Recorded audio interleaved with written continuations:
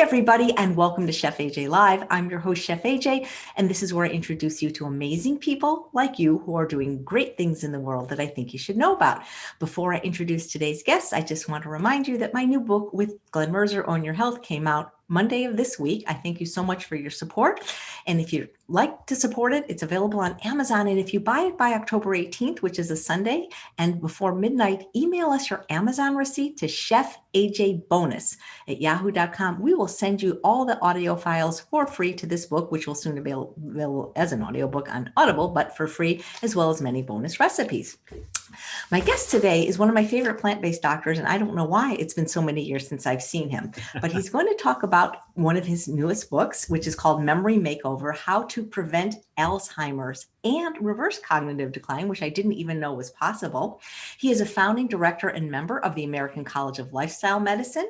He is a clinical faculty member of the Loma Linda School of Medicine and Public Health. He's a wonderful speaker, and I know you're going to enjoy him. He's done so much work with diabetes, and he's just great. His name is Dr. Wes Youngberg. It's so nice to see you again.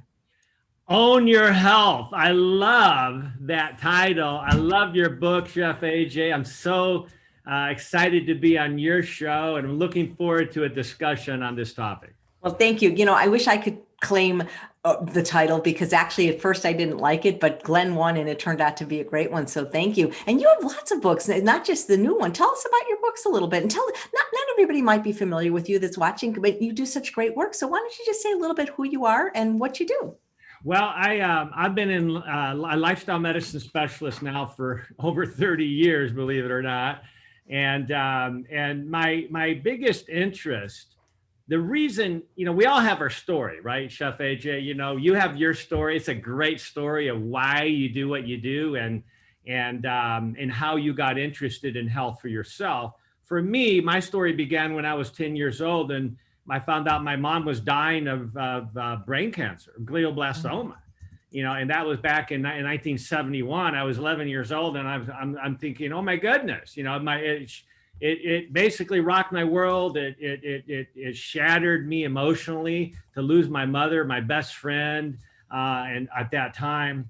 And I remember a few years later, just as a young teenager, saying to my dad, I said, Dad, I wish I knew right now what my risk factors are so that I could start working on them right now.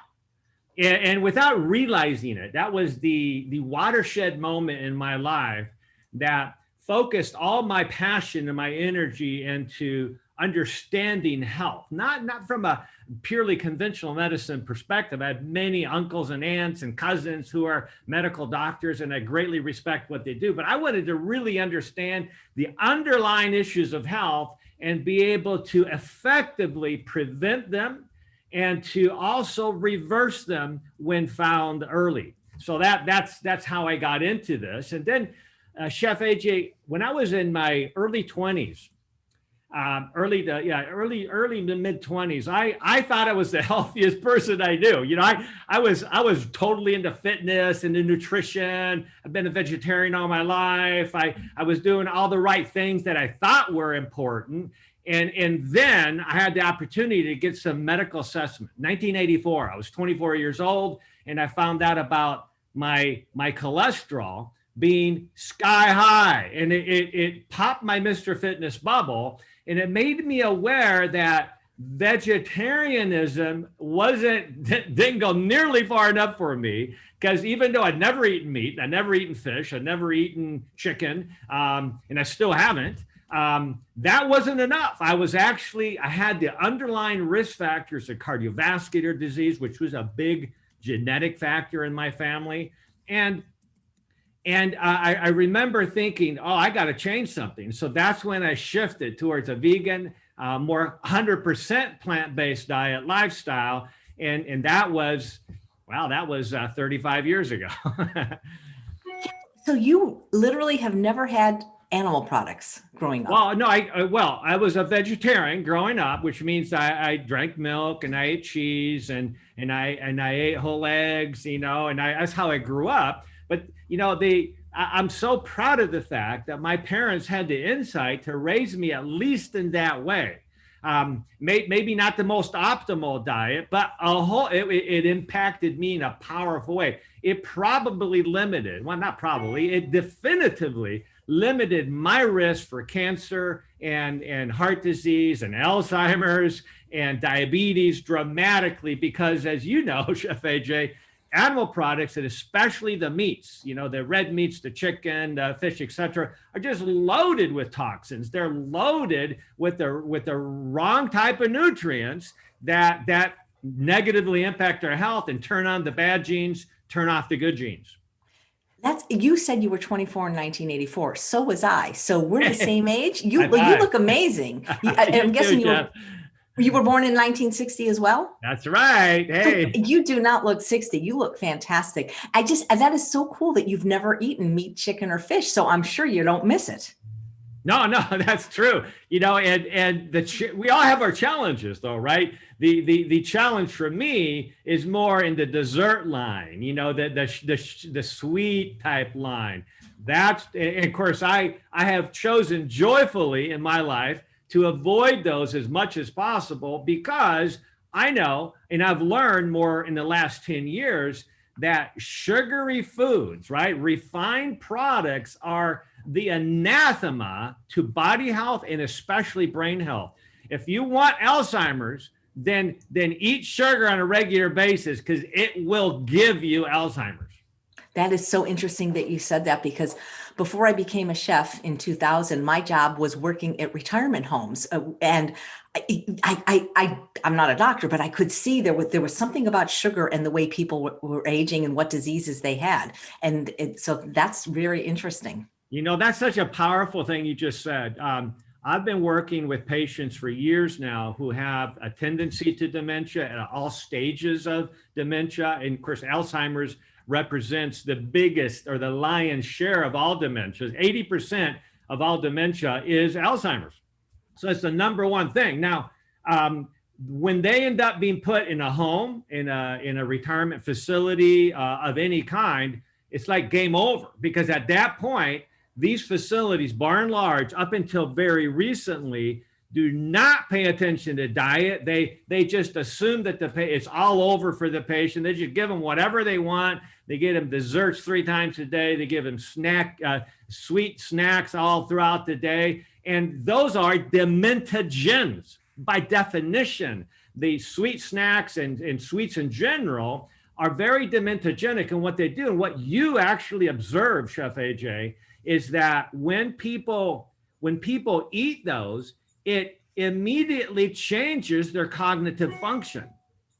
And that's why I refer to dementia as a temporary phenomenon that's based on an exposure. It's an under the influence exposure, just like somebody who's drinking alcohol gets dementogenic. If you use sugar, especially if you're at risk, you're going to have a dementogenic hour or 2 or 3 or 4, or even many of my patients for a whole week, they'll have a decline in cognitive function, primarily because of that one cheat meal that they have. They think, well, everybody can have a cheat meal, right? Well, especially in the area of dementia, there's no room for cheat meals, because they will actually set you back for a whole week many times. I've seen it many times. I love what you're saying, because so many people shy away from well, it's just too strict to tell people they can't have sugar. And vegans, regular vegans don't like me because of my message. I'm even worse, no sugar, no oil, no salt. And it makes it so hard for people to be vegan. But we're not trying to make it hard for you to be vegan. We're trying to make it easy for you to age well and not get Alzheimer's. And I would say that in all the chronic diseases, Dr. Youngberg, whether somebody has heart disease or diabetes or Alzheimer's, there's not room for cheat meals once you have the disease. That's right. The reserve capacity of the organ in question, whether it's the brain, the heart, the adrenals, the pancreas, the digestive system, the reserve capacity has been damaged considerably. And now you're dealing with just a fraction of what your original potential was. And you got to do everything possible to optimize. You don't have a lot of wiggle room here. Yeah. So Dean is saying, does that include maple syrup? It's all sugar, right? Oh, yeah, absolutely. Yeah. So, I mean, there's maple sugar, the problem with it is that it's primarily sugar. Now what about blackstrap molasses? What about, there are healing ingredients in all whole foods, even if they're refined. But the problem is that we are also in that sense concentrating the dementogenic ingredients. And so we want to use our brains while we can and make decisions that allow us to get the best of life, to get the best of nutrition. And that's what allows us, as your book title says, to own our health. I love your voice, by the way. I could see, were you ever a minister? Because I feel like you're just getting me going. And some people that call me Pastor Youngberg, but I'm just a doctor. Yeah. Just before we get into this, which I really do, it's blowing my mind that you never had meat. Did you ever want to rebel, even in high school, and just have a hamburger and you never? Well, let me tell you a quick story of my one rebellion, if you can call it that. I was 13 years old. I was on my way to summer camp.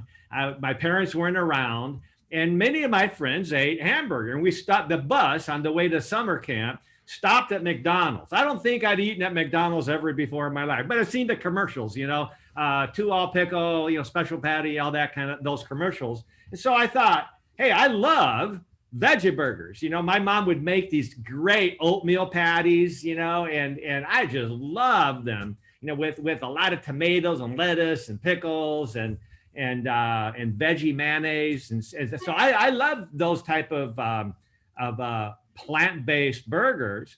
And so I thought, well, a McDonald's burger must be about the same. I was kind of ignorant, naive, 13-year-old. And so I bought one. I took one bite of that, chewed it up, and I go like, that is awful. And I shouldn't have done this, but I literally threw the entire Big Mac out the window of the bus. So that was, you could say I've had one bite of red meat, I guess, in the Big Mac. When I was 5 years old, our neighbors, I grew up in Argentina, where my dad was actually a professor at a university there. And our neighbors were grilling some chicken. I didn't know what they were grilling. I thought it was veggie meat, because we ate some veggie meats in our home. And so they say, hey, you want some? And so I had a little piece of it, and I thought, of course it was greasy. And that's the only amount of chicken I've had. And I had one bite. I've had one bite of salmon, didn't like it. So that's the entire amount of meat or flesh food, Chef AJ, that I have consumed throughout my entire 60 years of life, basically is no more than 3 bites of that. And I wish I could say I didn't have any at all, but I did have one bite of each. And you didn't like it. That's the best part. No, it's like, yeah, don't miss it at all. And where did you grow up? I grew up, actually, I was born in Chile, Temecula, Chile, via one of these volcano-like beautiful mountains that I've climbed into more recently. But my parents were Christian missionaries in South America. So I had a privilege of growing up in Chile, Argentina, Uruguay, and Bolivia. So the fact that you didn't eat meat wasn't a big deal. Like I could just see, I'm thinking of people with kids in high school, like if they're especially male children didn't eat meat, they might get teased. That wasn't an issue for you growing up. Every once in a while, I grew up Seventh-day Adventist, just like Dr. Hans Deal. And so sometimes the public school kids would make fun of us and call me Peanut, you got that because we were known for eating more peanut butter.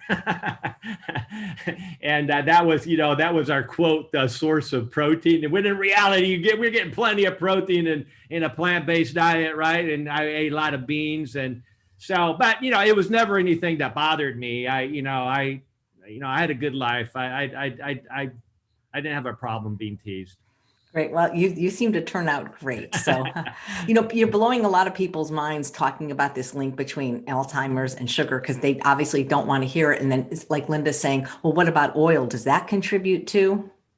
Well, it's absolutely, especially the cold, the heat pressed seed oils, okay, and of course the saturated animal fats. Those are the 2 worst types of fat for the brain because they create inflammation, and the heat pressed seed oils in particular are just full of toxins. And so the toxins are becoming a bigger and bigger and bigger issue with regards to cognitive decline. Our world is extremely toxic. And that's the biggest reason why the world needs to shift towards a plant-strong diet. And ideally, 100% plant-based diet. Why? Because not only does it not have the toxins in it that the animal products have by a long shot, because animal products biomagnify and there's a gradient that the longer that animal's alive, as it eats food, it collects toxins. And then if we choose to eat the flesh of that animal, we're consuming all the toxins that animal consumed and stored in their organs all in one meal. And so this biomagnification is incredibly toxic to those who consume animal products. The second thing is, when we eat a plant-based diet, we're eating the very highly nutritious diet and high fiber diet that binds toxins and also neutralizes toxins. So we're in the best position possible. The first step always in reversing dementia, aspects of dementia, and preventing further progression of dementia is to get on a plant-strong diet. No question about it. Yeah, absolutely. You know, one of the things you said the last time I heard you speak, and you're a wonderful speaker, and you've said it differently than other speakers, is you said that oil is hypercaloric malnutrition. I love that. That's right. Yeah, it's when we consume refined calories like oil, we're getting hypercaloric malnutrition. In other words, we're getting a lot of calories from foods that are entirely malnourishing. They're not giving us the very nutrients that were intended to come from the original food source. Okay, and so that's why we want to go to the whole food to get all the nutrients, whether they be proteins, fats, and carbohydrates, and of course all the vitamins and minerals. There's a new wave of younger plant-based doctors that are actually touting the benefits of oil, like olive oil, things like that, as being, maybe even good for heart disease, things like that. So I love that you're speaking out against it, because yeah, no, I'm a big fan of healthy whole fat foods like olives and avocados and nuts and seeds. I think that's one of the things that we promote, especially for the brain. But there is absolutely no need for unless somebody is in advanced stages of decline and they're losing way too much weight. Then that I just saw a promotional video for a lifestyle medicine doctor who's promoting basically a meal replacement products for people like this that are losing too much weight. We don't want that. But guess what the number one ingredient was? Oil. Sugar. Oh, sugar. Sugar. And yeah, number two was oils. And I'm going like, oh my goodness. Said they, we need to make sure we're giving them the right thing without creating dementia in the process. Yeah. So Judy says she read a book about coconut oil actually helping with Alzheimer's. Well, there is actually some interesting evidence for that. But the bottom line is that I'm always looking at what is the real underlying story here, and how do we do this in a way that's best for everything, not just one thing. I had an aunt who was a nurse. Her husband was my uncle, a physician who spent 60 years feeding the hungry in Honduras and had a nutrition hospital. And she actually had advanced Alzheimer's, and the family gave her coconut oil, and she started, her brain lit up. Now, there's a better way to do it. Okay. And what I do is I recommend that people eat whole coconut flesh or coconut chips, which are basically desiccated whole food, right? And have that with meals. And what that does is it provides a secondary energy source to the brain. This leads us to the question as to why would somebody benefit from that type of whole food fat compared to maybe other nutrients or other calories? And the answer has to do with what Alzheimer's really is. The vast majority of people with Alzheimer's have a dysfunction in the brain where the brain has become insulin resistant. The brain has lost its ability to use sugar effectively from foods, okay, and process. And so what happens is the brain becomes hypoglycemic. At least a third of my patients, Chef AJ, have a tendency to hypoglycemia. And by the way, that includes my diabetics and my pre-diabetics, because what goes up oftentimes comes down just as rapidly and even lower. And so when people have hyperglycemia, high blood sugars, they're more prone, they produce a lot of insulin to counteract for that. And that extra insulin then drives the sugar too low.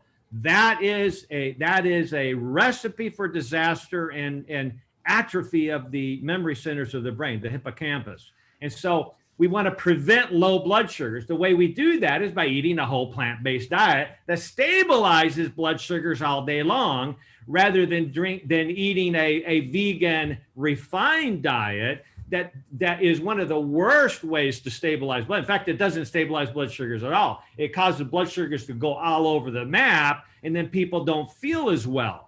And then, recently there's been some well-known vegetarian actresses that have shifted towards eating fish or other protein foods, and they felt a lot better. Well, the reason was because they weren't eating a healthy vegetarian diet. They weren't focusing on whole foods. And once you start focusing on the whole foods, it prevents the spike in your blood sugar after the meal.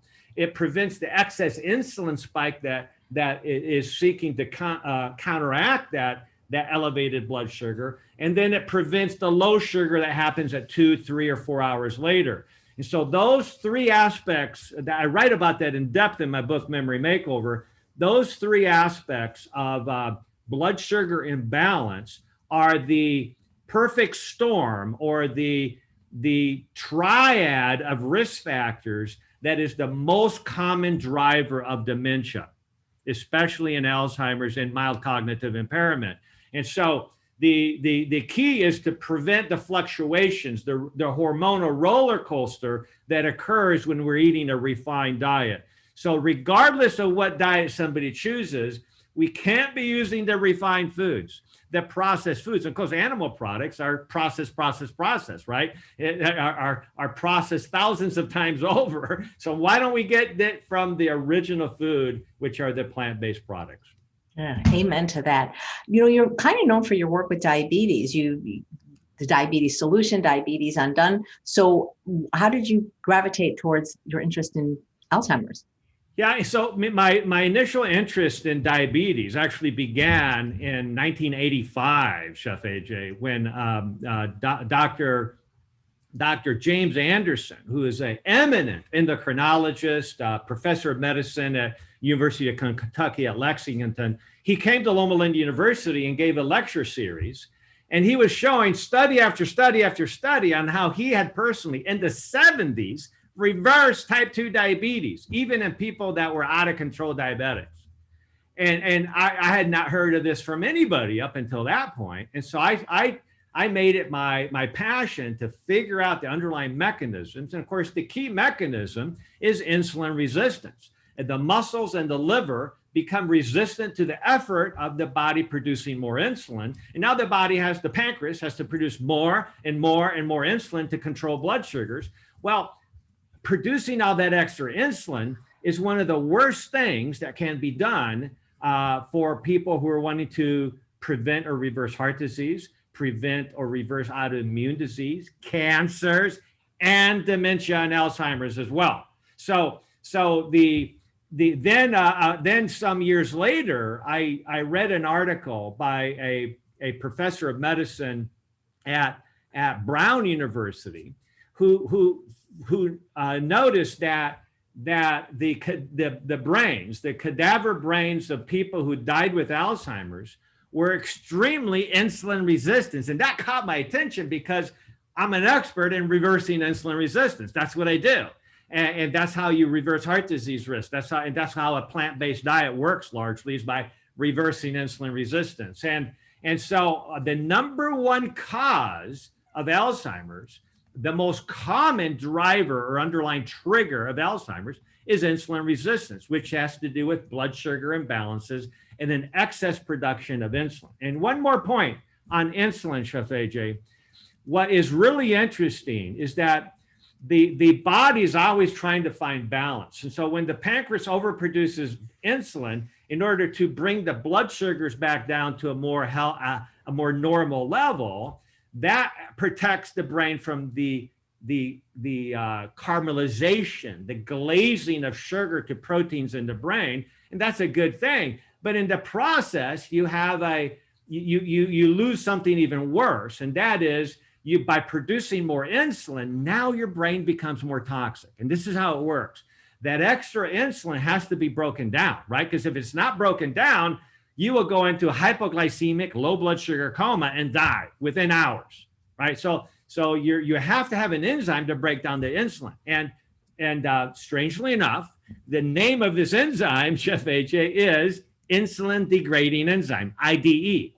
So we say, well, okay, so we have this insulin degrading enzyme that brings the insulin back down. Everybody's happy, right? Wrong. Guess what IDE's main job is? Removing beta amyloid plaque from the brain. And so I have patients who are hyperinsulinemic. That means that they're so resistant to insulin that they're producing 2, 3, 5, 10, 20 times more insulin than they should have to all the time.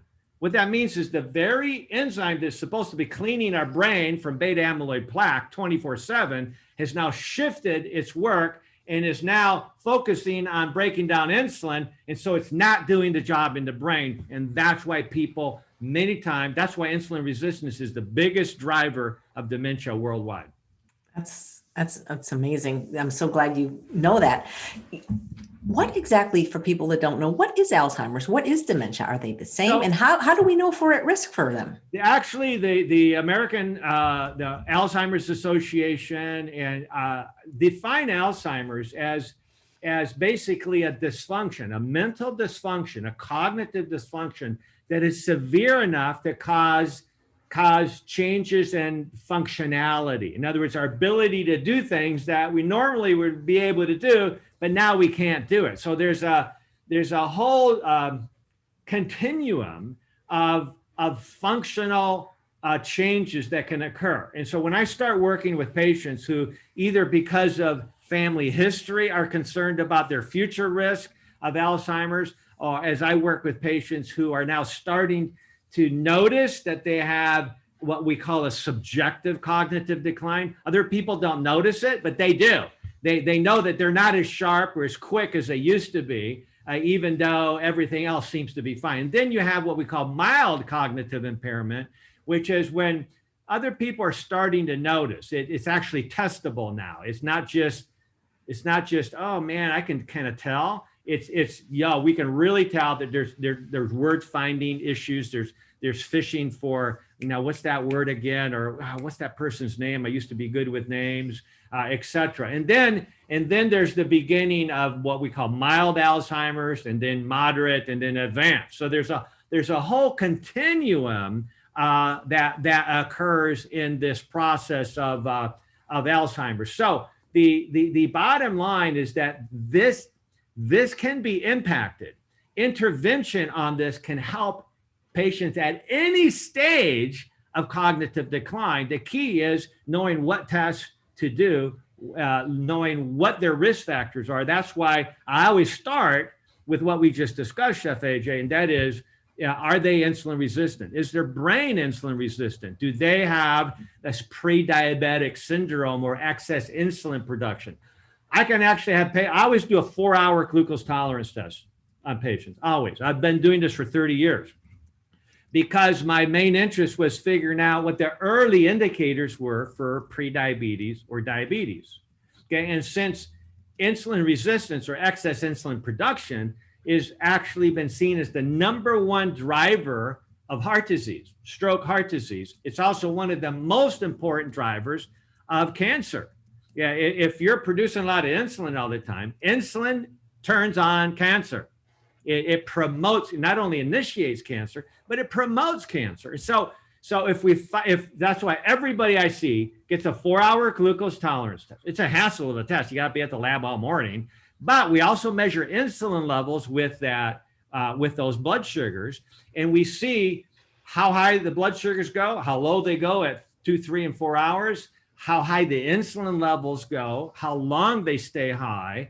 And that allows us to intervene immediately on their risk, because that's the biggest risk that we see most of the time. You talk about the interrelationship between diabetes and Alzheimer's. Would that include somebody that's a type 1 diabetic? And also, where does COVID fit into all of this? Yes.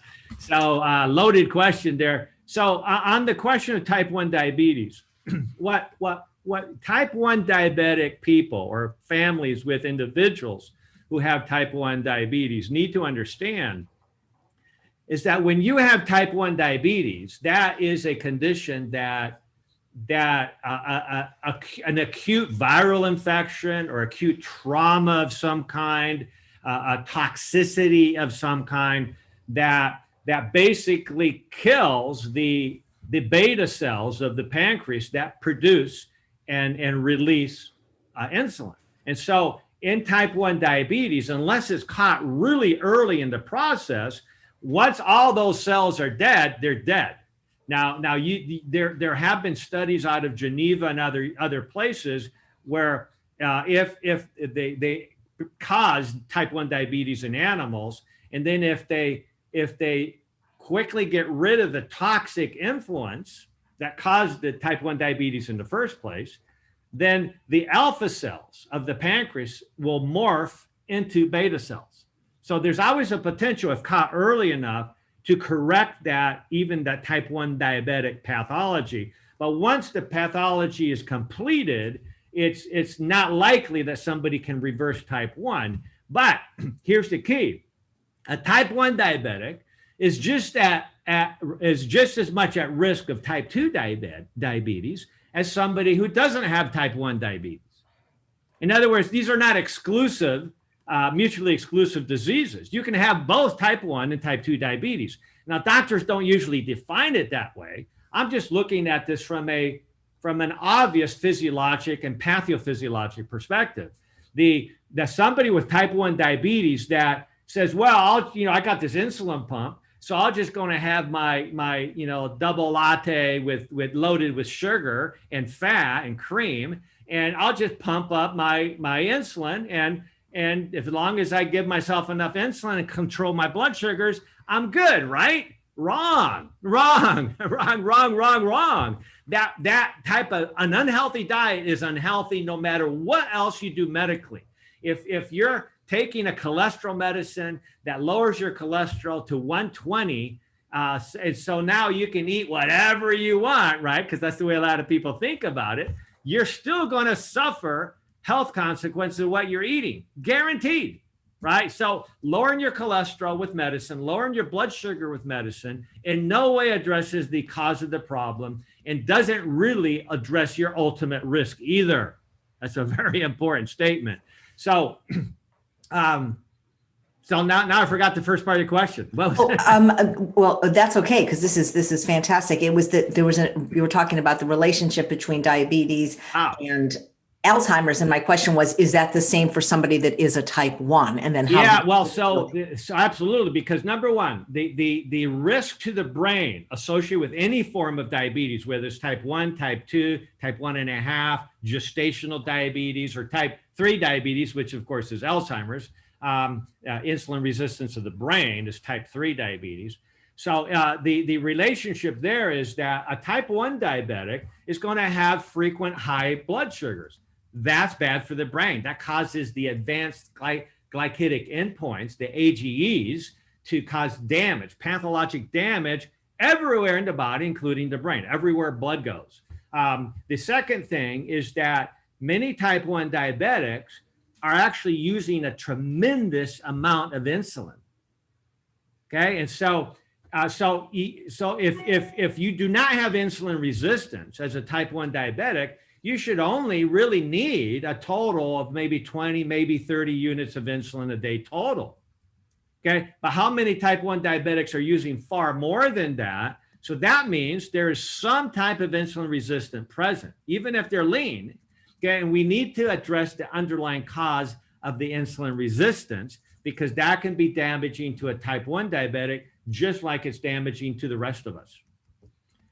So, God, there's so many questions before I can even get to the questions I have from you. So Heather's saying, do you believe in things like metformin or other blood sugar medications? From what it sounds like, you're not treating the cause. Well, okay. So first of all, metformin was the first medication when it came out that actually helped lower insulin resistance. So in that respect, it was a medication in the right direction, no question. But there's a problem here, is because studies have shown, and these have been kind of hidden in the archives of the medical journals, that metformin actually is associated with an increased risk for Alzheimer's. Now, that doesn't make sense on the surface, because as I just pointed out, if metformin lowers insulin resistance, and by the way, it is associated with about a 30% lower risk of common cancers, mainly because it's decreasing how much insulin the pancreas has to produce to control blood sugar. So it has some good things that it's doing, but how can that then translate to higher risk for Alzheimer's when Alzheimer's is insulin resistance? And so it's an irony. And we believe, those of us who studied the pathophysiology there, is that one of the challenges with metformin is that it impairs the absorption and the utilization of vitamin B12. And therefore, at minimum, somebody taking metformin should supplement B12 optimally and check their homocysteine blood levels to make sure that that gets dropped down to an optimal level, because low B12, vitamin B12 less than 425, okay, is associated with a 600% increased risk for hippocampal brain atrophy, where the brain shrinks literally because of the destruction of memory cells. And so you gotta optimize B12 and homocysteine, which is that amino acid protein that tends to be higher in non-vegetarians, okay, and meat eaters. That homocysteine is neurotoxic. It's not just cardiotoxic for the cardiovascular system, it's neurotoxic. And so we need to get that down. So I would say this, that the best study ever done on metformin showed that it actually reduced the risk of moving from pre-diabetes to diabetes fairly significantly. But compared to the weakest wellness program and diet you could ever develop, Chef AJ, where somebody just eats a little bit healthier and goes for a walk 3 times a week, that wellness program was twice as effective at preventing diabetes than metformin was. So using metformin too often is a crutch. It's not solving the problem. It's just helping a little bit when we need a lot of help, and we get a lot of help by doing 100% plant-based diet, staying away from the refined vegan diet because that's not healthy at all, and making sure we're getting to exercise, especially light walking immediately after meals, Chef AJ, dramatically lowers the blood sugar after a meal. So none of these drugs then, whether it's for diabetes or heart disease, they don't reverse the disease. They merely slow the progression. I was one of the founding directors of the American College of Lifestyle Medicine some 17 years ago or so, 15 years ago. And we almost didn't make it. We were fledgling for a while. Now there's this huge international organization. Doctors all over the world are excited about learning about, you can actually not only prevent these chronic diseases, but you can also reverse them. This is very exciting. And so we just, a group of us doctors put together a continuing medical education series through the American College of Lifestyle Medicine on how to reverse type 2 diabetes. It's the first series of its kind designed to be given to the medical community, proving definitively that the data is there and we are showing them how to do it.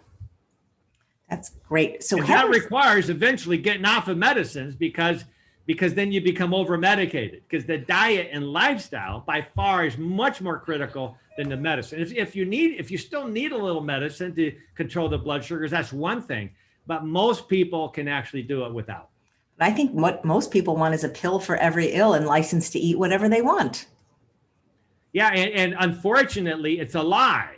The license is fake because it doesn't work. They think in their minds, they perceive that, oh, now I can eat this because, hey, I as long as I take my antacid, I don't get heartburn. As long as I take my statin, I don't have high cholesterol. And so I keep my doctor happy, but your health is not happy. Your health is not good. You don't own your health. Okay. Somebody else owns your health, right? And so that's why I appreciate what you're doing with your book. I'll Own Your Health is that's unless people really follow that principle, they're not going to be healthy ever. Yeah, it's sort of like putting your hand in the freezer and then burning it. Oh, it didn't hurt. Yeah. So Heather says, can stem cell therapy regenerate beta cells in the pancreas? We're learning a lot of new things, and there is some hope for that. But here's my main point with stem cell therapies is this. If you don't address the underlying cause of the problem that initially created a toxicity or an infection because the immune system was so depressed that damaged the beta cells, how can you expect introducing stem cells that are supposed to grow new cells, new beta cells, to work? Because you're still consuming the toxins that damage the cells to begin with, right? So stem cell therapy has its biggest potential in my mind in individuals who first embrace a comprehensive lifestyle medicine, plant-based diet, address other issues of toxicity in their diet. I'm finding a lot of people are exposed to mold in their very home, even though it's a multi-million-dollar home. And I've done the test. I know definitively that many people have a problem with that. And so we need to optimize diet, optimize environmental factors that impact genetic risk. Mm-hmm. So Kat says, what about people that are pre-diabetic? Dr. Goldhammer has said there's really no such thing as pre-diabetes. You either are or you aren't. Okay. Well, it reminds me of one of my good friends, Dr. Bing Brenniger, who was the director of the Diabetes Treatment Center at Loma Linda University for decades. We ended up working together at Sun City, California for a couple years. And then we ended up in Guam together, and where I ran the lifestyle medicine clinic, and he was our endocrinologist, a wonderful, wonderful man. He used to say, you can't be a little bit pregnant, right? So either you are or you're not. Now, it's a great analogy, okay? But I think nowadays we are understanding that everything is on a continuum, okay? There's more gray than black and white here. And the reality is that's why I've developed, while on Guam, Dr. Brenniger and I developed the 5 stages of high blood sugar, with pre-diabetes being stage 3 high blood sugar, meaning that there's 2 stages of high blood sugar that come even before pre-diabetes, and then diabetes was stage 5. So you have diabetes stage 5, advanced pre-diabetes stage 4 high blood sugar, etc. Well, now we have 10 stages, Chef AJ, of high blood sugar, with the last 6 stages being diabetes, okay? And so different stages of diabetes. So here's the bottom line, is that we now, through our sophisticated testing, through doing the 4-hour glucose tolerance test, can peg people at all stages on that continuum. So if you have stage 1 or stage 2 high blood sugar, you don't even have pre-diabetes yet. Okay. And so that goes under the radar, but you may have significant insulin resistance, which is driving Alzheimer's risk, heart attack, stroke risk, cancer risk, autoimmunity risk, on and on. So why wait until somebody even meets the criteria for pre-diabetes before we do something about it? So it's nice to be able to see on a continuum how bad things are, so then we can reverse that continuum one step at a time through a comprehensive approach that shoots for optimal. Okay, and so the value of having multiple stages is that it helps us incrementally improve our health as we go. Great, thank you. Scott says, what about metals like aluminum? What about just other kinds of cookware too, like cast iron? Should we be worried about our cookware and things like baking soda that has aluminum in them, and underarm, whatever people put on their self? There's actually, there's been questions, and there's been a controversy on the question of aluminum for many years. I remember over 35 years ago when I was a student at Loma Linda University, one of our top Alzheimer's researchers at the time was actually looking at heavy metals, including iron, excess iron, aluminum, cadmium, arsenic, mercury, and lead as potential triggers for Alzheimer's.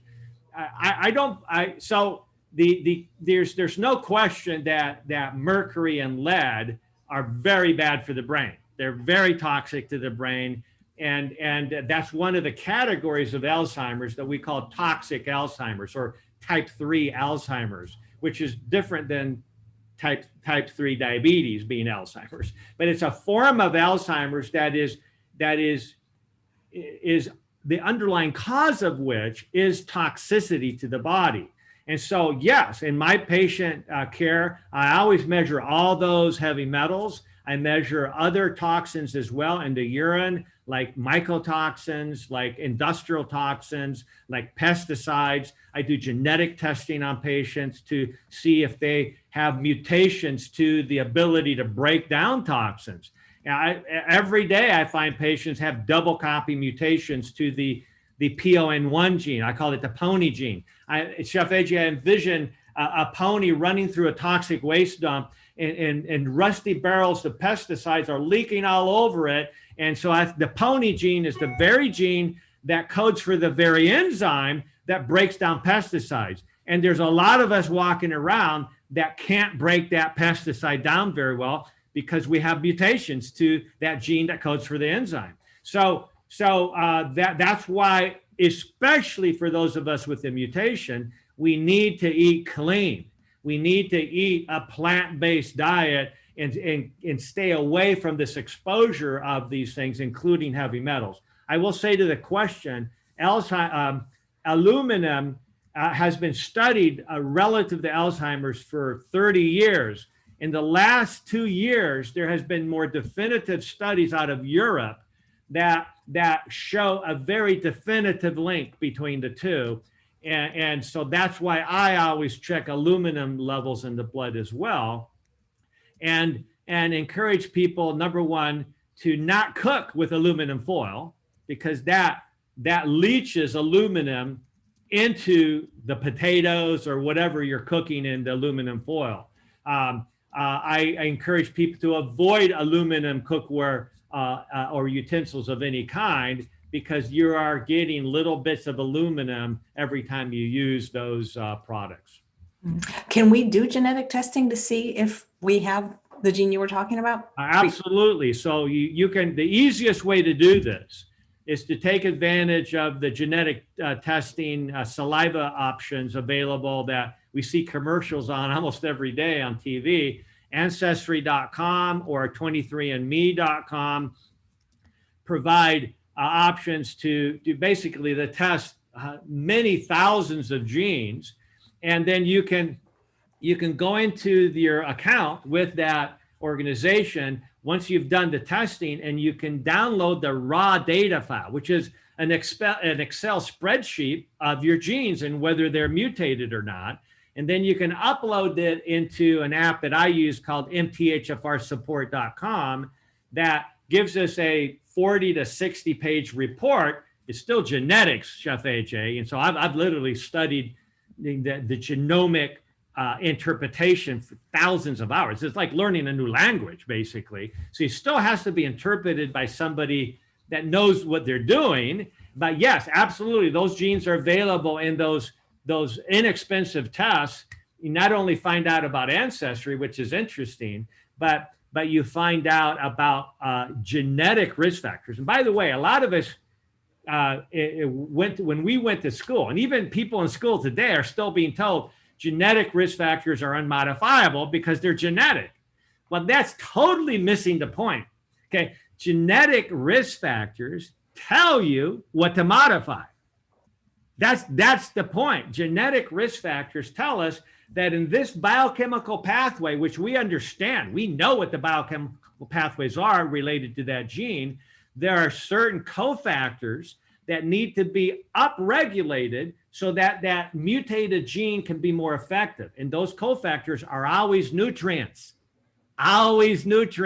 okay? Like minerals and vitamins. And so we know how to upregulate those vitamins and minerals specifically to bypass the genetic mutation, the effect of that genetic mutation.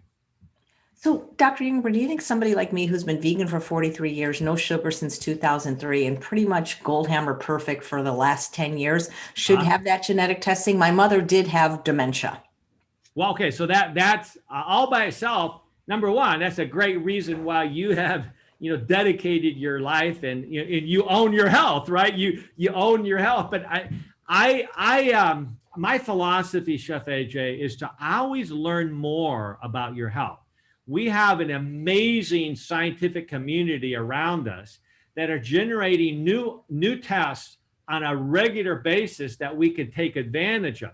For instance, when I did genetic testing, I had no idea that I had high risk of blood clots until I did my genetic test and I did my own assessment, right? And I looked at the clotting section and I had the factor V Leiden mutation.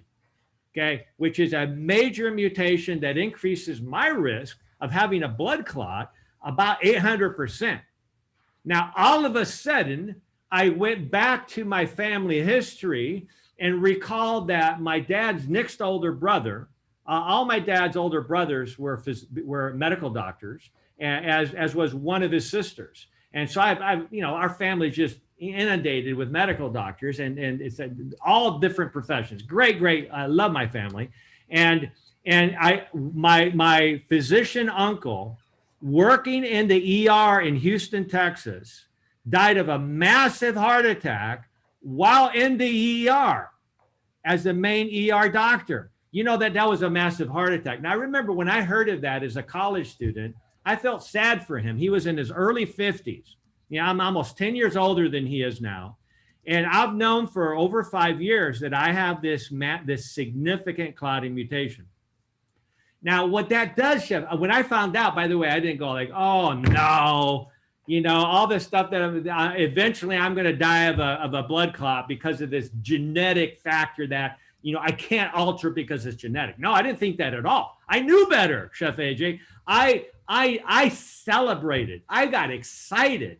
You know why I got excited? Because now I have one more way to limit my risk. Okay, and now that I know I have a significant metabolic pathway abnormality based on a gene that predisposes me to blood clots, all the more encourages me to get my daily exercise, to walk after meals, to hydrate, to eat the best diet possible, which is 100% plant-based diet. All those things are these strategies to reverse the significant blood clotting risk. And so I have that whole list of things that I tell patients who have that. I am following that, and I do that joyfully. It just gives me another reminder of why I should be doing those things. And I'm not stressed about my risk at all because I'm doing something about it. Nice. Yeah, because I keep thinking, I turned down everything they asked me to do, like mammograms and colonoscopies, because my feeling is I'm already doing everything. What more could I do other than water fast? You know what I mean? Well, again, it's, there's some medical tests that are pretty invasive and they have some risk associated with them.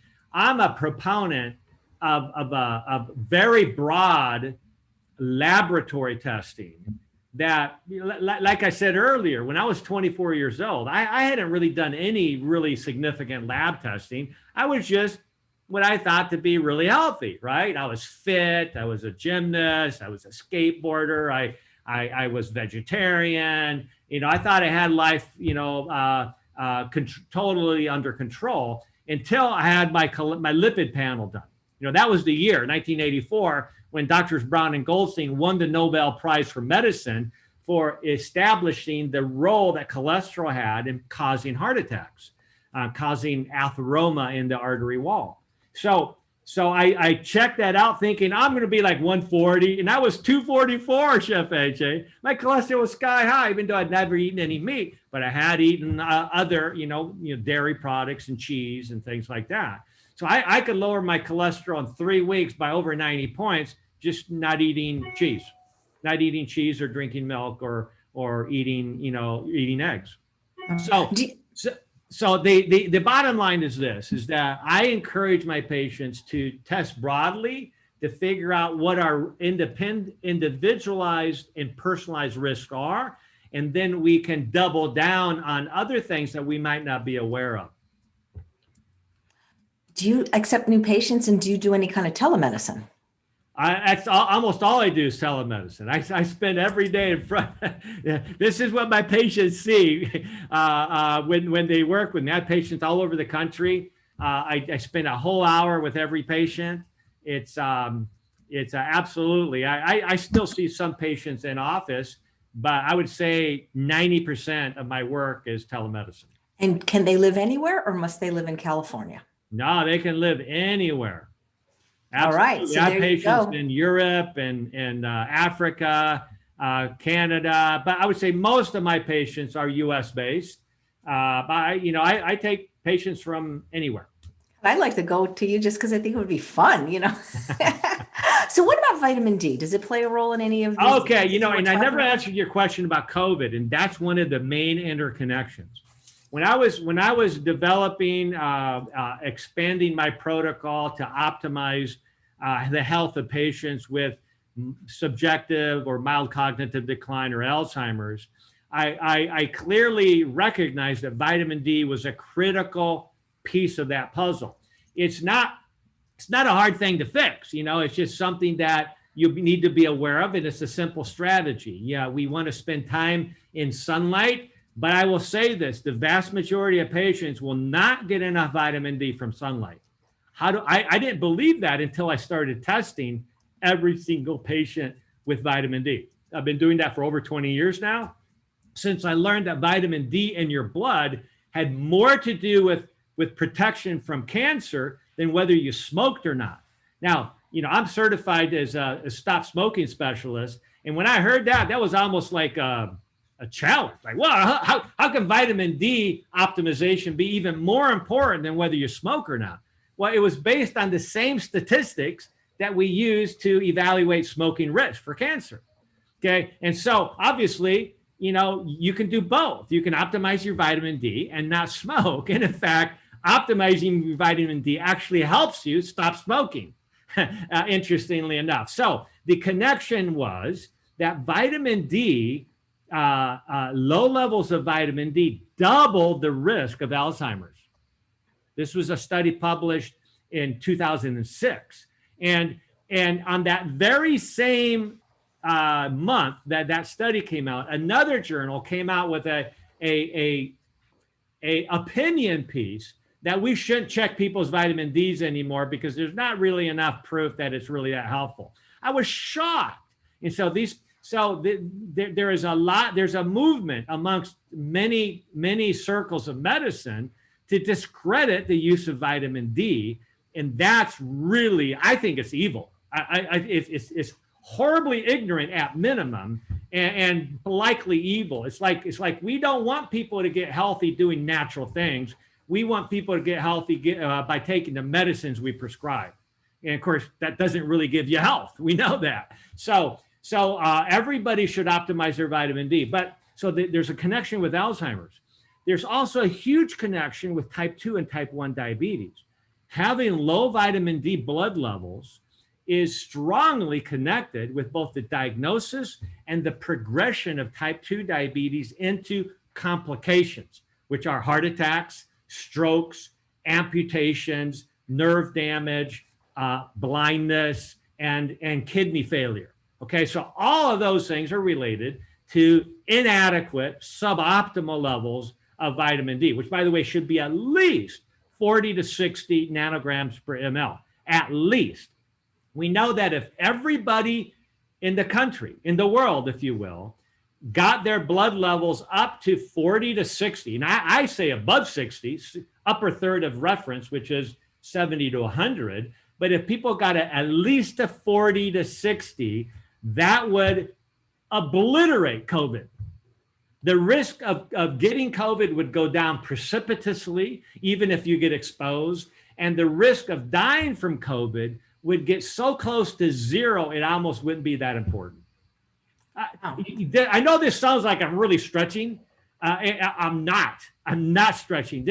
I believe this with all my heart. I have 30 years of experience as a lifestyle medicine doctor, and there's very few things that I know better and more keenly than how critical this is.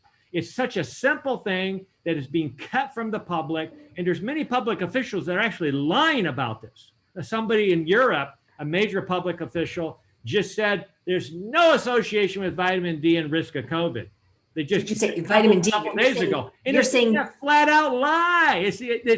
There's more proof that vitamin D can protect you from COVID than more proof than stopping smoking will lower your risk of lung cancer. There's more proof for that than that. So Linda's saying she heard too much can be toxic, and Diane's saying how much should we take? Should people test to see what the level is before they take it? Because mine was 60. Mine just is 60. Just maybe because I'm outside all the time. It's 60 nanograms per ml because the European standard is different. Right, but I was advised standard 60 is great, by the way. So right. I was still advised to take it though by my doctor at True North because of risk for osteopenia. So he said, yeah.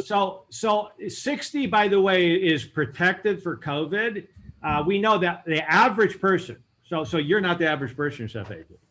You're Superwoman, right? I've been following you for decades. I love what you do. But you probably take the time to spend some time in the sunlight on a regular basis. That's critical. That's how you can generate the vitamin D naturally that way. But many people, especially as we get older, Chef AJ, do not generate vitamin D from sunlight very well. Okay, and especially if they're taking medicines like statins, you don't convert sunlight to vitamin D very easily in the skin, and it doesn't get it. Plus, if you're super cleanly, right, you take showers all the time, you're basically showering off the vitamin D you generated from sunlight every time you shower or bathe with soap. So all those things factor in. If you use sunscreen, you completely block out the ability to absorb vitamin D from that and the area where you use sunscreen. So bottom line to the question is that the average person in our society, in the US, who wants to have a blood level of 40 to 60 nanograms per ml needs to take between 4,000 and 5,000 international units of vitamin D every day. And even if they do that, it may take 4 months before their levels reach that level that in the blood. Okay. And so that's why your question is great, because I do recommend that everybody should check their vitamin D. I was recommending this when COVID first became an issue in late January. I did webinars and I put stuff on my website, said, everybody get checked for vitamin D and optimize it. If everybody had done that, I suspect that we would have saved the majority of deaths that were associated with COVID-19, with the exception of those people that would have died anyways, because a lot of the people that are being counted for as deaths with COVID-19 were brought into the hospital because they were dying of kidney failure, they're dying of something else, and they just happened to have COVID on top of it. That's not the reason they died, but it was still counted as a cause of death. And so obviously there's people dying from COVID. I'm not saying there isn't. What I am saying is that that death would most of the time be prevented if somebody optimized their vitamin D blood levels. And of course, did the other things that we're talking about, controlling blood sugars. Blood sugars, when they're elevated, are a major cause of susceptibility to COVID-19 as well. So those are things that we should pay attention to. There's a study that just came out, just to kind of put the last nail on that. There was a study from University of Cordoba in Spain, beautiful study. And what they did is that when people who had serious symptoms of COVID and were hospitalized because of that, they were randomized into two groups. All of them received all the care. All of them received the standard of medical care that a top-rate hospital would provide. The only difference was the treatment group that was randomized received vitamin D on the day of admission, and it was roughly about 65,000 units, the equivalent of 65,000 units of vitamin D, which sounds like a horrible amount of vitamin D, but that's what you do if you have any infection, even a cold or a flu. You take that amount to get your immune system activated, your innate immune system activated against the virus. I do that all the time. And so they did that, and then half that dose again at 3 days and 7 days. Do you know how many of the people who were randomly assigned to the non-vitamin D group ended up in the intensive care unit? 50%. Do you know how many of the vitamin D group ended up in the intensive care unit, even though they were randomly, so they were exactly the same risk? 2%. In other words, there was a 25-fold increased risk for ending up in ICU and requiring a ventilator if you did not get the vitamin D on the first day of admission. Okay, and guess how many of the people died who ended up in ICU? Those who did not get the vitamin D, basically 10% of them died compared to 0 in the vitamin D group. Okay, so that should be the final set of medical evidence necessary that vitamin D, among other things that are good for us, is something that everybody should be getting. And then it's so simple. You do that, and then you get your exercise, you get the plant-based diet, you do all the other things that we know are critical to health, and get healthy again so you're no longer at risk for that.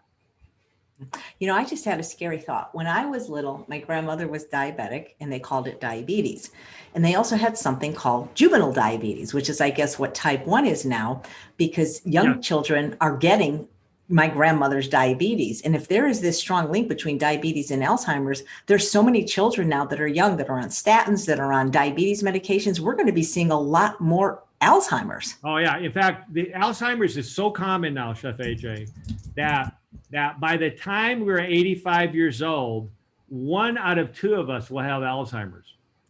That's how common it is. 50% of us. So that means we already have Alzheimer's. Now, that's, of course, assuming that we don't address the underlying risk factors, and that we're just following the standard American diet. We're following, we're doing what everybody else does, instead of, what you promote in your book, in your health, right? So but if you have the genetic predisposition, okay, which there's all kinds of genetic predispositions, but one of the main gene determinants for Alzheimer's risk is ApoE4.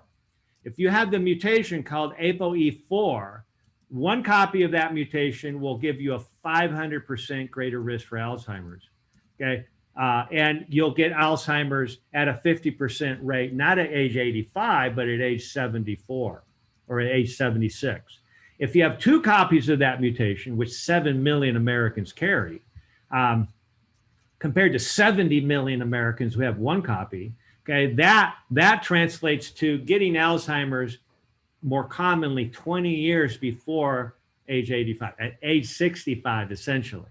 Now, having the genetic mutation in no way fully determines your risk. It's not a determinant factor. It's a risk factor that tells us get busy focusing on the known risk factors. Figure out what they are, fix them, and now that genetic factor will no longer be anywhere near what it otherwise could have been.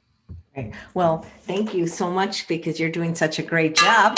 I just got a super chat donation from Lily. Thank you so much. But again, it's not just the standard American diet may not be enough, because like you started out saying about sugar is a dementagen and oil is not good either. A lot of people are just regular vegans eating sugar and oil, and they may not be overweight or have a disease yet. I don't think they're looking into the future. That's right. So these common factors that we just think, hey, as long as it meets the definition of vegan, it's okay. We're not considering the facts, the research that sugar of any kind, when it's refined sugars, will drive dementogenic risk. No question about it. There's all kinds of research supporting that. And we know the mechanisms. It's not just a theory. We understand how it does it. Okay. And it does it by throwing our blood sugars out of whack, both high and low. That low blood sugars are caused primarily by eating too much sugar. Ironically, it's also treated by eating more sugar, right? And therefore it perpetuates the roller coaster of hormones associated with pre-diabetes and reactive hypoglycemia. Do you know who Dr. David Perlmutter is? Absolutely. Okay, so I often get to present at this wonderful resort in Mexico when we don't have COVID called Rancho La Puerta. And one night at dinner, I was sitting next to him, and it's a calorie portion controlled. So they use almost no oil. If they do, it's like minimal. So if you wanted oil, you have to ask. So everybody at the table was ordering steamed greens, and they had to bring oil for him. And he's pouring oil all over his. And he said, "Do you want some?" I go, "No, I don't eat oil." And he goes, "Why?" I go, "Well, I follow, like a Dr. Esselstyn, Dr. McDougall." He goes, "Well, what's your cholesterol?" I go, "It's 99. He goes, "Well, you're going to get Alzheimer's." Like, why would he think that because my cholesterol's low, I'm going to get Alzheimer's? And also conversely, Kat, who's watching live, says, "Well, how can a vegan even get high cholesterol?" All right. So I'll answer that question first. The cholesterol, most cholesterol doesn't come from our diet. It comes from our body's production of cholesterol as influenced by diet and other factors. So for instance, every cell of our body has the machinery that is able to produce cholesterol. And so I am against medicating cholesterol down to a low level, a super low level. I'm very against that because when the body makes more cholesterol, we have to ask the question, why would the body make more cholesterol? Okay. Why would the body activate the machinery to make more cholesterol? Okay. And I believe that one of that partial answer to that is because the body's trying to fix something. Now, it's kind of like beta amyloid plaque. Okay. Why would the brain produce beta amyloid? You think that what we think of it as being part of the pathology of the disease process of Alzheimer's, but the brain is actually producing that. And here's why. This will be a kind of a shocker. Beta amyloid is actually one of the most powerful antibiotics in the human body. The reason the brain is making beta amyloid is to deal with an underlying problem with viruses, with toxins, with bacteria, with low-grade infections in the brain. And the brain used to be thought of as being completely sterile. That's absolutely not true. The brain can be loaded with toxins and infections. And that's what turns on the inflammatory cascade that then turns on the production of beta amyloid, which is one of the most powerful antimicrobial peptides or proteins that kill viruses and fungi and chlamydia and et cetera. Now, what's interesting here, Chef AJ, is that the other most powerful antimicrobial peptide is vitamin D. Okay. And so this is another reason why we want to optimize vitamin D blood levels into the range where you are or even above, because that is the ammunition that the immune system uses, including in the brain, to destroy pathogens that otherwise would cause dementia. Okay, so if we're not getting enough vitamin D, or if we're not getting enough zinc, or vitamin C through our diet. You know, we can get 1,500 milligrams of vitamin C just by eating a lot of plant foods, right? I do. You know, every morning I get like 4 cups of non-starchy vegetables, you know, that I stir fry that. It's just wonderful. Okay. And I just load up on that because it's loaded with nutrients that I otherwise wouldn't get. So all those nutrients are helping calm the brain so that the brain doesn't have to make this beta amyloid that eventually can form tangles and clumps that then lead to dementia. So the same thing is going on with cholesterol, is that the body is producing it because there's a problem. I think of cholesterol as a toxin sponge. Okay. So if you're eating a diet that's loaded with toxins, then you probably need more cholesterol. And unfortunately, just like beta amyloid, it can end up causing a problem. Okay. If you're eating a diet like you are, where you own it, right? And your body doesn't need to make that much cholesterol. Why? Because you don't have the toxicity that needs to be countered. Okay. That's why I see patients all the time that have super high HDL cholesterol. And of course, cardiologists love the HDL cholesterol. Okay. But actually that's a sign of toxicity. Okay. It's a good thing. If you need more of the HDL cholesterol to get rid of plaque, then you need more HDL, but it's still a sign of toxicity. Okay. So that's why we need to properly understand what these tests mean. So when somebody has a high cholesterol, I don't say, hey, let's just give you a lot of fiber and charcoal and a statin to get rid of your cholesterol. I say there's something wrong in your body. You need to be on a diet that fixes that so you don't have to make that much cholesterol. That's my approach to explaining cholesterol to other people. Okay, great. Susan says, is there a correlation between antidepressants and mood stabilizers with Alzheimer's, or maybe just psychiatric drugs in general? You know, there's University of Indiana did some interesting work showing that there's all kinds of medicines that are dementogens, that are common medicines that are used on a daily basis. And so yeah, there's definitely that type of association. What I do with that is let's address the underlying causes of depression, of other reasons why we need those medicines.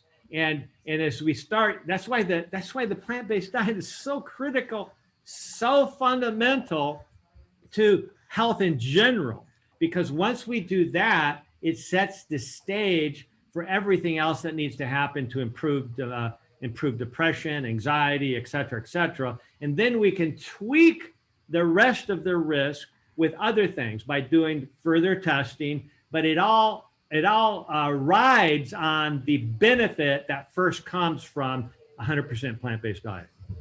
Great. You know, I want to respect your time. We've gone over an hour. It's really up to you, Dr. Youngberg, if you want to keep talking or come back. I'm happy to answer more questions. I'm having a fun time. Hey, when's the last time we got to sit down and talk? I know. I think it might have been 4 or 5 years ago when you spoke at the Healthy Taste of the Inland Empire, which is where I learned your phrase, which I use all the time. Oil is hypercaloric malnutrition. I never forgot that. And I do always give you credit. I mean, some of the people are asking for kind of very specialized medical advice, which I don't think you can do on the air. So I'm kind of referring them to your website to book a consult, which I looked at. It's very affordable, by the way. Do you take any insurances? We use insurance for labs. If somebody has a like Medicare or a PPO type insurance, we can, as long as we have the right ICD-10 codes to justify the labs that we're ordering, which are very significant. You know, much more than you would normally get at a yearly physical, over 10 times that actually. But in terms of the consult itself, it's fee for service. It's not. We do not take insurance for that. Right. Well, I'm sure it's phenomenal. Oh, well, gosh, I got it. You just keep staying on, and we'll be thank you, Susan Miller, so much. So Joyce is saying, please ask him about zinc. I'm guessing she wants to know how much to take, how often is my okay. That zinc is a great question. We're finding more and more that zinc is a critical mineral for our immune health, for our neurologic health, for our cardiovascular health. I first learned about the importance of the copper zinc ratio about 25 years ago when we learned that the actual copper zinc ratio in our blood is more related to cardiovascular disease than the ratio of total cholesterol to HDL cholesterol. Okay, that was kind of an eye-opener to me, because back then everything was about cholesterol, right? And everybody needed to be on a statin, so to speak. So then we learned that zinc had a huge part to play in diabetes, and that certain populations just optimizing their zinc dramatically improved their blood sugars.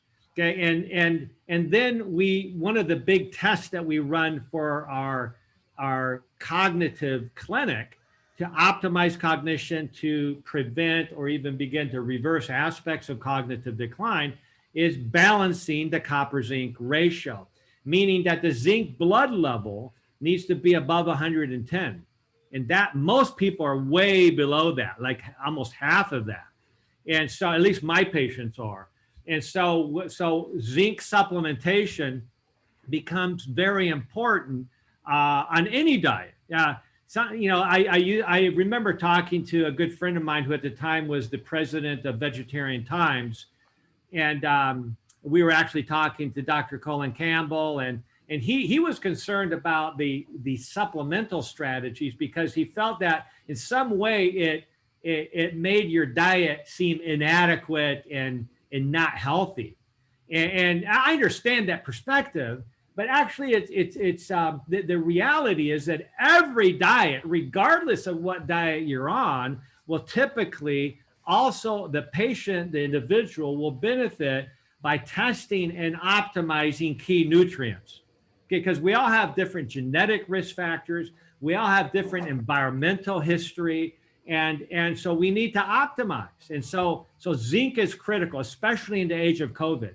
So COVID-19 and the SARS-2 virus that causes that disease can be blocked by having adequate zinc, and more importantly, having that zinc transported into the cell.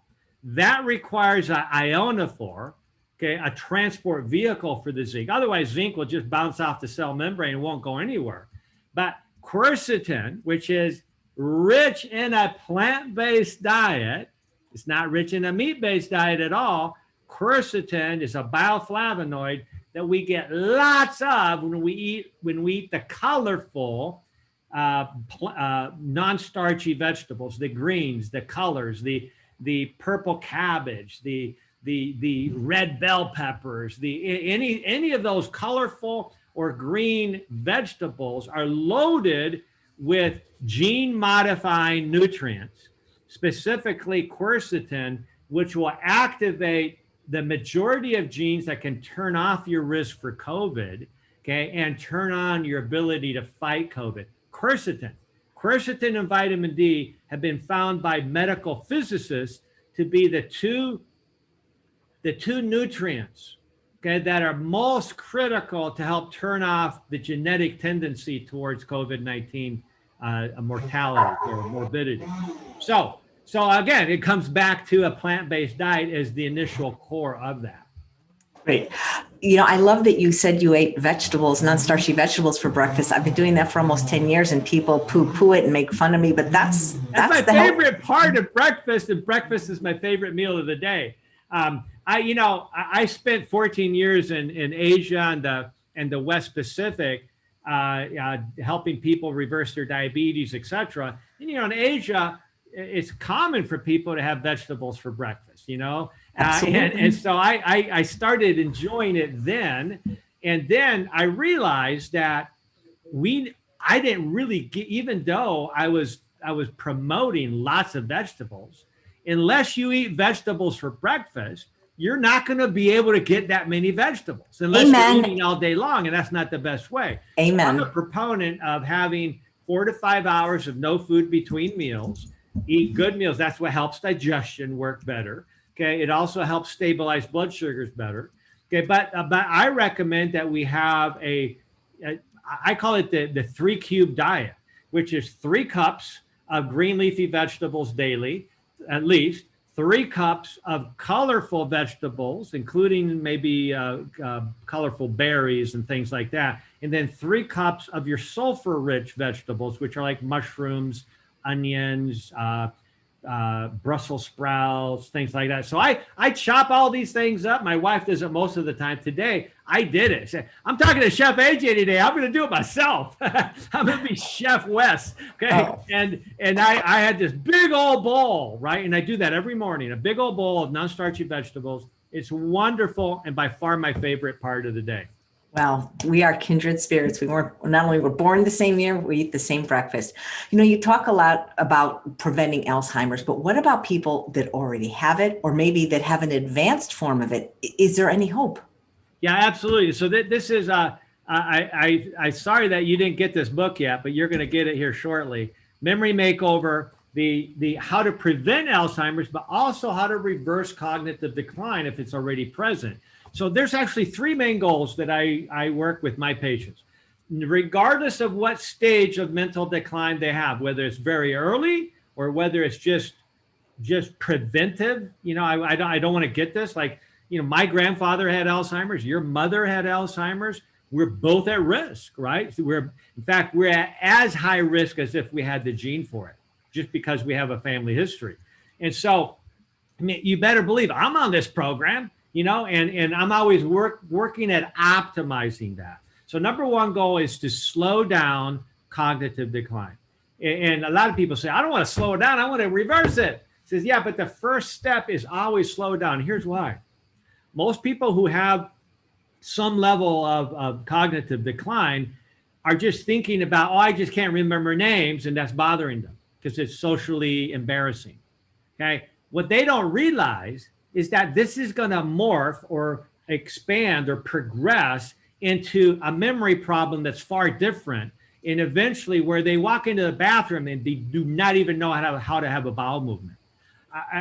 This is a little crude, but people need to know this, that I've had patients that walk into the bathroom, don't know what to do, defecate in their pants, reach back there, grab it and wipe it on the sink and the walls. They just don't know what to do. They have literally forgotten how to have a bowel movement. That's what's coming to those of us at risk of Alzheimer's. That's 1 out of 2 of us. That's what's coming, and that can be prevented. I've had people who come to me with that within a month or 2 are no longer doing that. They're able to do that again. They're regaining function, and that's what we mean by reversal of aspects of cognitive decline. We're not necessarily saying that somebody who has advanced Alzheimer's is going to reverse their Alzheimer's completely. No, we're wanting them to reverse enough of that cognitive decline so now they're functional again.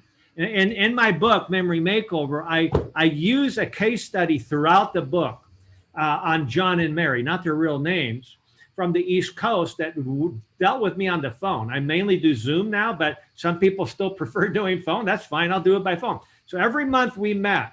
She'd had Alzheimer's advanced Alzheimer's for 5 years already. You can read all about her whole case study. And she went, her doctor, their neurologist was saying, you got to put her in a home. You got to put her into a lockdown. She was having sundowning syndrome for 3 to 4 hours every evening, wanting to leave home, move in with her mother who'd been dead for 30 years. And so her husband spent the whole evening, every evening, trying to keep her from walking out of the door and trying to calm her down, repacking, unpacking her clothes the next morning. It was a disaster. So they were telling him, you're gonna die of stress if you don't put her into a home. And then he realized he would have to mortgage his home to pay for that care. It was going to be over $100,000 a year to take care of her. So his neurologist, interestingly enough, had attended a lecture I gave at the American College of Lifestyle Medicine meeting in Indianapolis. This is about 4 years ago. And you know, as a neurologist, he said, man, you know, your wife has advanced Alzheimer's. There's really not much we can do. But the husband insisted, anything, I'll do anything. So he says, well, you know, give Dr. Youngberg a call. Maybe he can help a little bit, but don't expect anything. So he called me up. This is over 3 years ago. We met monthly for a year. Within 3 months, this lady who basically was not able to even, she would just sit in a chair and vegetate all day. She was now starting to read and converse with her husband again. She was starting to be able to string words together and smile at her husband, laugh at his jokes. And he said, after 3 years of her not being able to recognize her own sister that she grew up with, she now was able to go to her house and embrace her and talk about old times together. She had regained, she still had Alzheimer's technically, but she'd regained function that made her human, that made her his wife again, that made her part of the family where she could interact. And that was 3 years ago. So now, last time I talked to him, I see him only every 6 months now. And he says, I'm so grateful for what you did. And it's not what I did, it's what they did. They just got the right information from me and applied it all themselves and made it work and got her eating the right diet and doing all the right things. And he said, that the best thing about this is that I have my wife back, is that my wife of 40 years is still my wife. She still knows that I'm her husband. She smiles at me. She laughs with me. We have that connection that they had not had for almost 5 years prior to that. They'd lost that. Okay, so if somebody with advanced Alzheimer's of over 5 years can improve on this type of program, what about you and me who just want to prevent it, right? I'm on the program. I'm taking advantage of every single piece of this puzzle, and it is a puzzle. Everybody has a different puzzle, right? So that's why we need to do the testing and figure it out. Well, if you want to figure it out, guys, book a consult, because I'm going to. It sounds like it would just be so informative in many ways. And I've been posting the link to the book, and I hope people will get it. You'll have to come back, because this was over, we're going over 90 minutes, which is like the length of a movie, but I felt like we were talking for 5, because you're just right. Well, hey, yeah, I'd love to talk to you again. I'm sure there's always stuff to talk about. Right. Because, when I think about it, I'm thinking about, when you talk to people about their diet, which you really can't do. It's like talking, but what they think about they have to give up to prevent Alzheimer's, I can already hear them saying, well, I want to enjoy my life, and I can't enjoy my life without alcohol, or we didn't even talk about alcohol yet. Whoa, boy. You brought it up, so we got to talk about it briefly.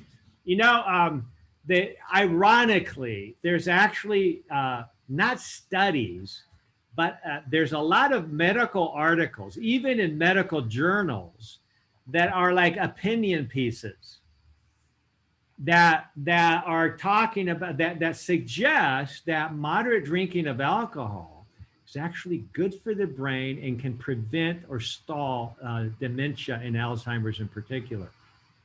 It's a lie. It's a lie. It's just like there's similar reports in medical journals that suggest that taking statins would lower your risk of Alzheimer's. Yeah, hey, nothing could be further from the truth. Okay, and so this is when I studied epidemiology and biostatistics at Loma Linda University. One of the first little books that I was given by my professor of epidemiology. I studied epidemiology of cancer, epidemiology of cardiovascular disease. That's a big part of what I did in my doctorate at Loma Linda in lifestyle medicine. But one of the first books that I read, and I loved it, it was entitled How to Lie with Statistics. And it shows how you can actually be factual in stating something, but completely mislead the individual reading the article. Okay, and so a lot of researchers and doctors that have a agenda about what they're trying to promote, like they're getting money from Big Pharma or whatever, and so they write an article. Actually, if Big Pharma writes the article for them, they just sign off on it. That talks about, oh, we believe that being on a statin at a right level will lower your risk for dementia. Okay, well, theoretically, I understand that. It actually would make sense that it would. Why? Because statins lower inflammation. And Alzheimer's is an inflammatory condition of the brain. So you think if you lower inflammation, you decrease inflammation crossing the blood-brain barrier, that should be good for the brain. But it's not. It doesn't work that way. That statins are actually more commonly, there's all kinds of studies supporting the fact that the trend that we see in these studies, that it actually promotes dementia. Okay, and so that's why we got to be really careful with there's all this information out there that seems to contradict what we say, what you say, right? There's all these quote new studies that are saying, oh, paleo is the way to go, right? And there's I had a patient recently that went to the Cleveland Clinic, to the functional medicine unit of the Cleveland Clinic, which is renowned internationally, and she was put on a paleo diet and actually reversed her diabetes. But guess what else happened? She blew out her kidneys. And I go, yeah, you can reverse diabetes sometimes on a paleo diet, okay? But at what cost? It's not about reversing diabetes. It's about, are you getting healthier in the process? You can lower your blood sugars by just taking more medicines, if that's the case. Well, but what's the cost of doing that? Okay, and so any diet that includes animal-based protein, especially flesh-based proteins, meat, red meat, white meat, fish, etc., is going to increase your risk of blowing out your kidneys. Okay, and so with people who have up to 59% of Americans are going to have chronic kidney disease. Shouldn't we all be paying attention to preventing chronic kidney disease? And what's one of the most important things? President of the National Kidney Foundation last year said it at a conference at Loma Linda, the Vegetarian Congress. She said the number one thing you can do to prevent progression of chronic kidney disease is go on a plant-based diet. Get rid of the meats, which is totally contrary to what most nephrologists promote. They promote, oh, don't eat those vegetables because you'll get too much potassium. Don't eat those vegetables because it's not going to be good for your kidneys. That's not true. It's not true. They just simply don't understand nutritional medicine as they should. Yeah, well, we're going to definitely have to have you back because you. Okay, I'm sorry, I didn't answer your question. So back to the alcohol. So the studies are saying that you drink alcohol is actually good for your brain. Well, the definitive study was printed in the British Medical Journal. This would have been 3 years ago. That they looked at 30 years of data of upper socioeconomic class individuals, okay, that typically are lower risk for cognitive decline, and they tracked how much they drank, okay, and I'm summarizing this, but they found that those who drank heavily, which by definition was more than 3 or 4 drinks a day. That's actual heavy drinking. I know a lot of people who drink say that's not heavy drinking. That's just getting started, right? Okay, but the medical definition of binge drinking is 4 or more drinks in a given day. That's the medical definition. So that's kind of news to a lot of people. Okay, but if you're a heavy drinker, it increases your risk of dementia over that 30-year period by 600+%. And that they're actually doing MRIs measuring the hippocampi of the brain to see if they atrophy, if they shrink. Senility is a word that means shrinkage of that organ in question. You can get senility of your brain, you can get senility of your muscles, you can get senility of anything. That's just atrophy. Okay, so but what really hit me was when they looked at individuals who were moderate or social drinkers only, they still had a 300% increased risk compared to the non-drinker. Okay, and so this was the most definitive MRI-based brain scan study over 30 years to show that even small amounts of alcohol are damaging to the brain. Now, I had a patient a couple years ago who I came to one of my my seminar series on this topic that I used to do in San Diego. I used to do in-depth 15-hour series over a period of 4 days at a resort in San Diego. Now that's all online. It can be seen online. But he came in and we talked about alcohol, and I could tell, he didn't really buy into it, because, we like what we like, right? I'm not going to change anything that I like unless I have a really good reason, right? I think all of us are that way. So that's why we're here to give good reasons, right? And be reasonable and rational in our recommendations. So he knew that. But his main concern, he was an executive businessman, and his main concern was he kept fishing for words.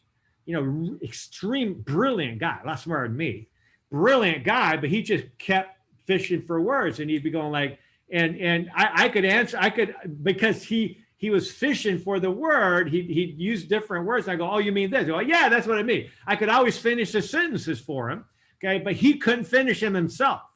And so he got better and better, and it went from that happening 9 times in an hour to maybe once in an hour. So he was doing much better. But then he went on a weekend vacation to the beach with his wife, and he came back to see me. He says, "Man, I thought that stress management, being on the beach and relaxing with my wife, that I would do better. But when I came back from that vacation, I had much more word finding problems than I had for many months prior."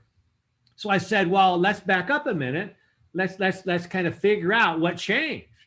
And so we were going through everything that was going on. We talked about diet. No, he was following the diet. We talked about exercise. No, he was doing the exercise. And then a light went on in his brain, Chef AJ. And he said, I know what it is. I go, what is it? He says, you know what? My wife and I, because we were on break, we'd given up wine and beer because of the dementogenic effect of it. But on this vacation, we had habitually always on vacation ordered wine and had beers because we're relaxing, right? We're just kind of letting our hair down. And that made a huge difference. That alone, he was still on the right diet. He was still doing his exercise. That alone shifted his cognition. And it took about a week for him to come back to where he had been before.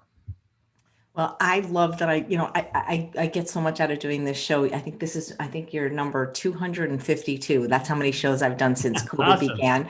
And, I learn at least one new thing from every guest. And I've always talked about how most of the foods we eat are obesogenic, diabetogenic, and atherogenic. But now I get to add that they are dementogenic to the mix. This was great. Thank you so much. We have to have you back. Great being with you, Chef AJ. Looking forward to being with you again. Absolutely. Guys, check out his book. It is not on Amazon. I've been posting the link that you can get it on his website, and that's where you can also book a private consultation. I can even sign it for you if you request it. That's great. Well, thanks so much. It was so great catching up with you. And thanks all of you for watching another episode. We've got another show in about an hour with Dr. Lori Marvis and Anthony Masiello. So please come back at 2 p.m. Pacific time. Thanks, Dr. Wes.